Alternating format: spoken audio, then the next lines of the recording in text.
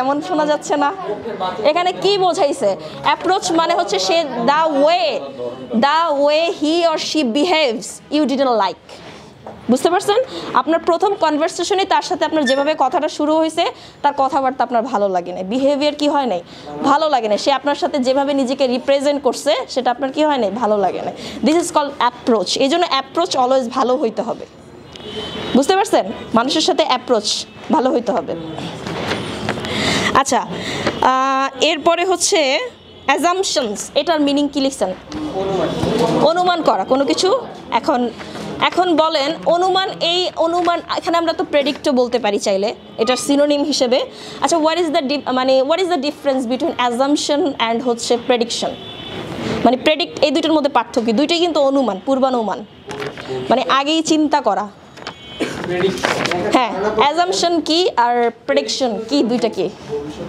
হ্যাঁ দুইটা কিন্তু সেম অনুমানই দুইটার মানেই হচ্ছে কি পূর্বানুমান আগে থেকেই অনুমান করা কিন্তু আমি কিভাবে ডিফারেন্সিয়েট করব যে দুইটা কি আলাদা জিনিস না সেম জিনিস মিনিং কিন্তু সেটাই বলতেছে কিন্তু দুইটার ভিতরে আসলে কিন্তু পার্থক্য আছে আপনি সব জায়গায় প্রেডিকশন ইউজ করতে পারবেন না বা সব জায়গায় অ্যাজাম্পশন ইউজ করতে পারবেন না আচ্ছা প্রেডিকশন মানে হচ্ছে কি কোনো একটা সিচুয়েশন আপনি জাস্ট বলে দিছেন এটা হবে এরপরে আমি বললাম দেখো এটা হবে আমরা বলি না এরকম দেখো তুমি যদি ওর সাথে ঘোরো তাহলে এইটা হবে ঠিক আছে হ্যাঁ মানে আমি জাস্ট বললাম যে এটা হবে কিন্তু আসলে আমি কোনো সিচুয়েশন এভাবে চিন্তা করি নাই কিন্তু অ্যাজাম্পশন মানে হচ্ছে সিচুয়েশন দেখে শুনে বলা যদি তুমি এর সাথে ঘোরো তাহলে তোমার খারাপ হবে দেখো এই ছেলেটা ভালো না বুঝতে পারছেন এটা হচ্ছে অ্যাজাম্পশন মানে সিচুয়েশন ভেবে দেখে যদি আপনি কোনো অনুমান করেন সেটা হচ্ছে অ্যাজাম্পশন আর প্রেডিকশন হচ্ছে কোনো সিচুয়েশন চিন্তা না করে বলে দেওয়া কিছু একটা ওই যে বিশেষ করে বাবারা যে বলে না এইটা হবে আপনার সাথে ঠিক আছে ওইটা হবে এটা করলে দিস ইজ কল্ড প্রেডিকশন বুঝতে পারছেন যেমন ব্যবসায়ীরা চিন্তা করে কি আমি আগামী বছর এত গুণ মুনাফা করবো দিস ইজ প্রেডিকশন কারণ সে তো ব্যবসা করেই নেই সিচুয়েশন বুঝবে কি করছে সে ব্যবসা কিন্তু করে নাই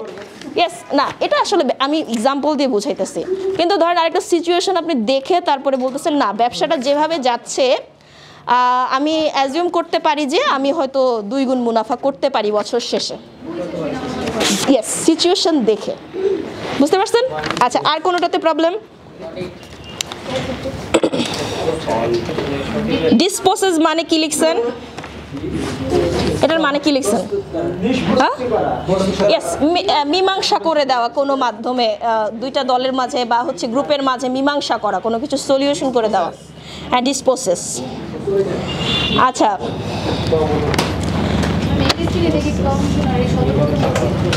আচ্ছা আমি আরেকটা বলি কোনটা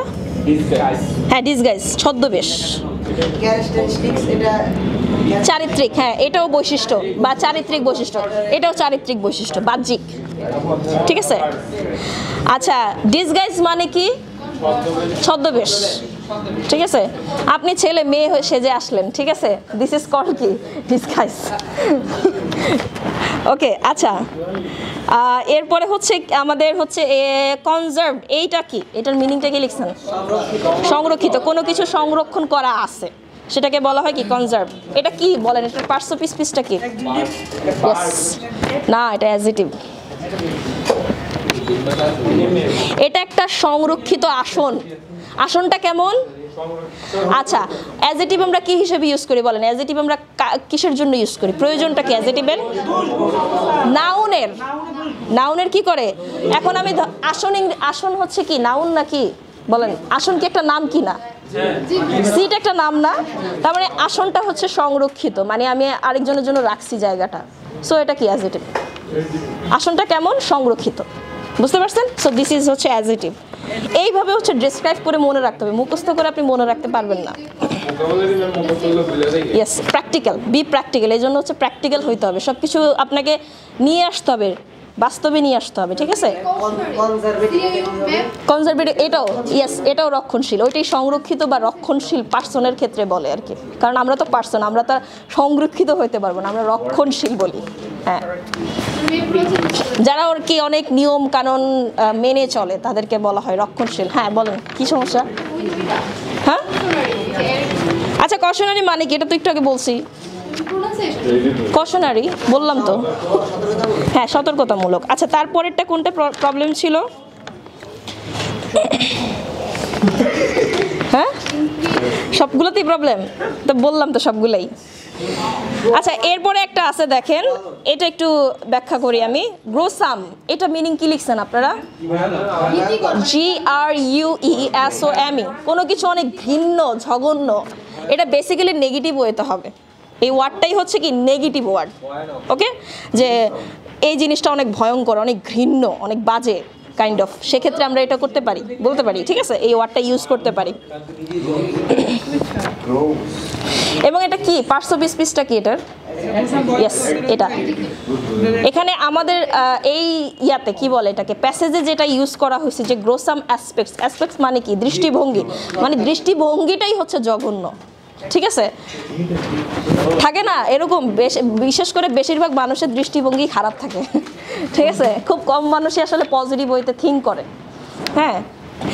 সো এটাকে বলা যায় কি ঘৃণ্য একটা দৃষ্টিভঙ্গি। হ্যাঁ, আচ্ছা এরপরে বলেন। হ্যাঁ, দৃষ্টিভঙ্গি বদলান, আপনি বলতে যাবেন, বুঝতে পারছেন? বলেন এরপরে কি? রিটেইনড, রিটেইনড এটা কি? হ্যাঁ, বজায় রাখা বা হচ্ছে কোনো কিছুকে কি করা, ধরে রাখা, এটা কি? এটা পার্টস অফ স্পিচটা কি? হ্যাঁ, ইয়েস, এটা ভার্ব। আচ্ছা এরপর আমাদের একটা ওয়ার্ড আছে মেবি বিং সলভড, এইটা কি? ইয়েস, ওই যে গলাধঃকরণ করা, গিলে ফেলা যেটা, এখানে তাহলে এটা কিসে আছে? ভার্ব, অ্যাডজেক্টিভ, এটা ভার্ব। আমাদের এখানে সেন্টেন্সে যেটা ইউজ করা হয়েছে মেবি বিং সলভড মানে গিলে ফেলা হচ্ছে, বাই আ ওলফ, হোল মানে পুরোটাই গিলে ফেলা হচ্ছে বাই এ ওলফ, ঠিক আছে, মানে আমাদের সেন্টেন্সের কথা বলতেছে।